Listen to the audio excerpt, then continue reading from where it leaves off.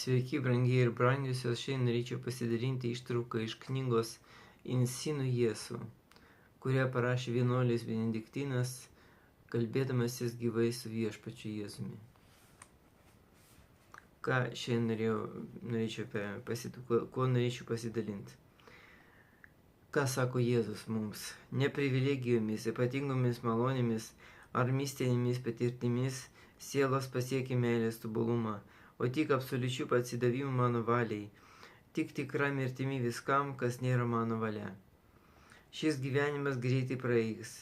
Pabaigoje gausi paguodą iš vienintelio dalyko, taip, kurį ištarė mano meiliai ir prieraišumo mano valiai, kuri bus atskleista tavo gyvenime minutė po minutės, valanda po valandos ir diena po dienos. Tad sakyk man, noriu to, ko nori tu. Sakyk, kad viskas, kas yra už mano valios tau, tai tik atmatos. Prašyk, kad išvalyčiau iš tavo gyvenimo šlamštą, susikaupusi per daugybę metų. Prašyk, kad padaryčiau tave tyrą širdį ir vargdienio dvasios.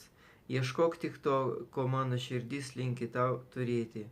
Prašyk tik to, ką mano širdis trokšta tau duoti.